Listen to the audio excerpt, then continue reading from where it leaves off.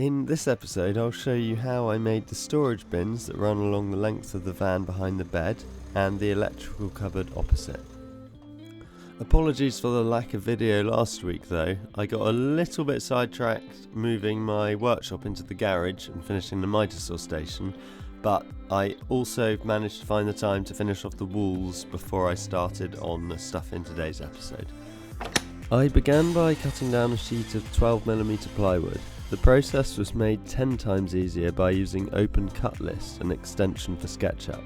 It generates a cut list by matching components to a specified material. My favourite bit is the labels feature. Not really necessary here, but it's great to know it works for when I have more complicated projects to do in the future. Whilst I've got your attention, please give a thumbs up below if you're enjoying this video and consider subscribing, it really does help the channel. Thanks.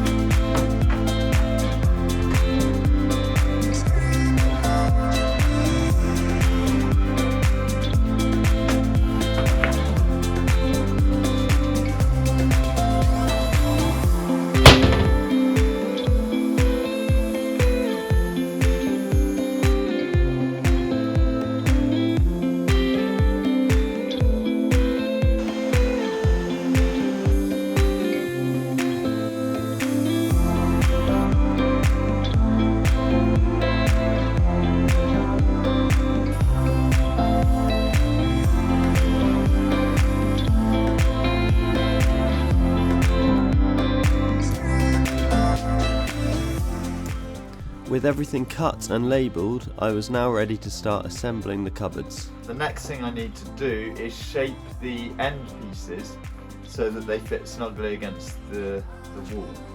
And I had scrap 9mm ply left over, and I thought I could get away with using 9mm for the cupboards, but it just isn't thick enough. But I did sort of was able to use it to prototype some stuff. This here, I've already got a template. I've already got a template for the front end piece for the right hand side, the driver's side. So I'm going to use this to shape the 12mm piece now. So I've got this end piece cut to shape, and now I need to cut it to depth. And the way I'm going to do this, so when it's done, the side panel is actually going to butt on to the side panel, but in order to work out where to cut it, I'm pulling this one back, and then I've got this pushed in how it will be when it's done. And I'm going to use this square to make sure that the side panel is upright.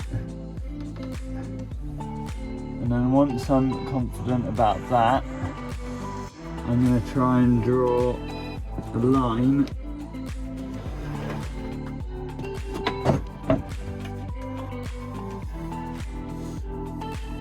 This cut's perfect for the track saw, but you've already had your fancy edit for the episode, and I'm not doing another one. It took far too long.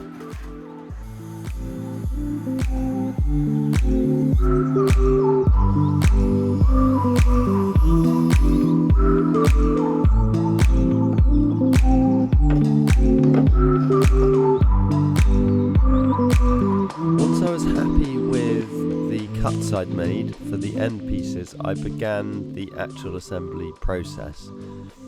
After I checked that everything was square, I took a piece of scrap ply to make sure the settings on my nail gun were correct before I used it on my workpiece. So I think I can control the speed at which it goes into the wood and the depth at which it goes in. I'm not quite sure how you differentiate those, but there are two controls on here, and I don't want the nails to be proud of the wood, and because I'm using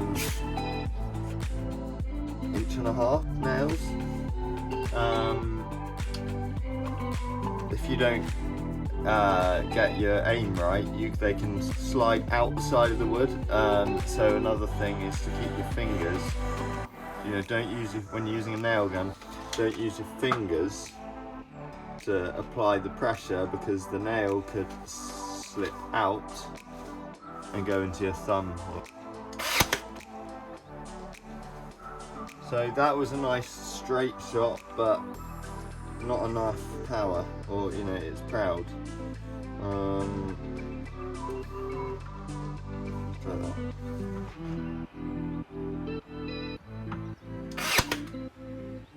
Okay, that's a little bit too much, if anything.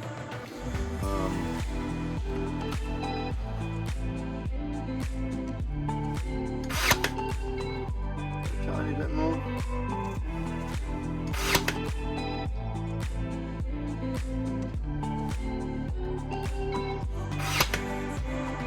Pretty good. So I'll now apply wood glue first onto the end grain and let that soak in a little for a couple of minutes, and then apply a proper amount to the bond.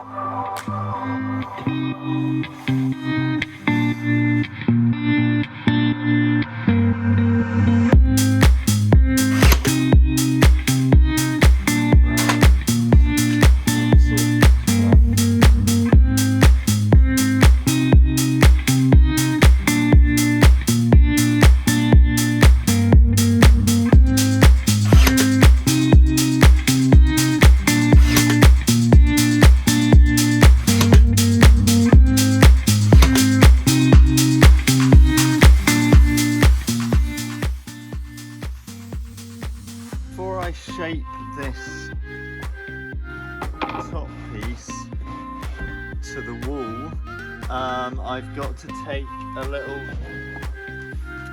bit out of the corner, and I've made it a little bit difficult for myself because I've cut this to the exact length. I don't have any liberties with how I've got to get it right, because if I take too much off here, I don't have the excess on each end to even it up with the router.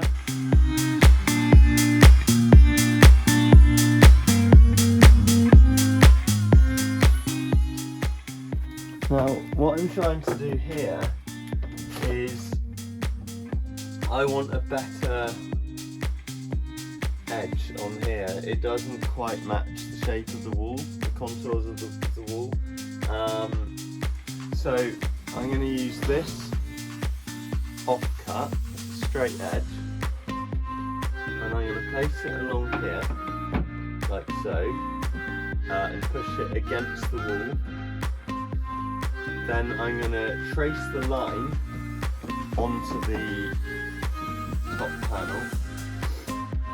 But unfortunately, because I've already messed up a couple of times, I don't have enough overhang to just cut where I draw this line. So I'll draw the line, then I'll take it out, and I'm going to clamp this piece back onto the board. Now that I've got this up against the line I traced, this that follows the contour of the wall, I've now got to pack it out, because if I cut here, then the board won't be deep enough to cover the framing. So if I take these strips of 9mm, 6mm, sorry,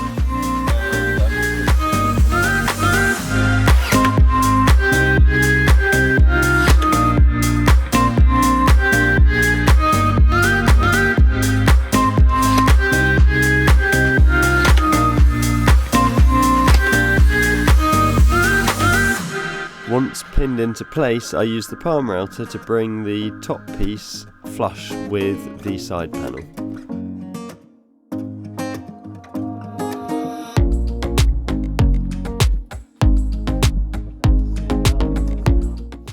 Of course, I'm going to have to redo the end, so I won't know for sure.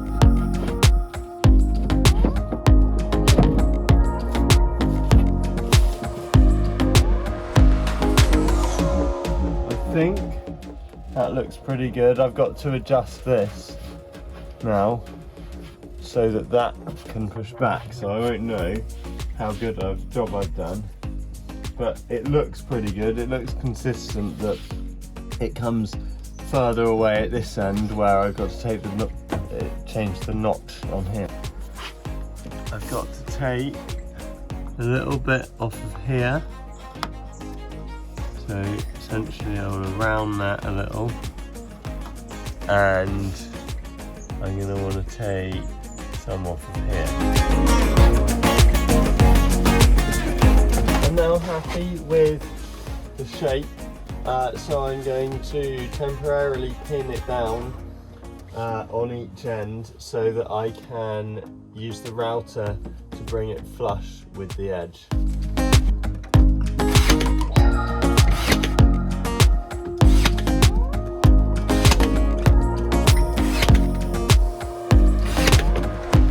I've decided to use the big boy router for the simple reason that it has a dust port, so I can hook up my extraction.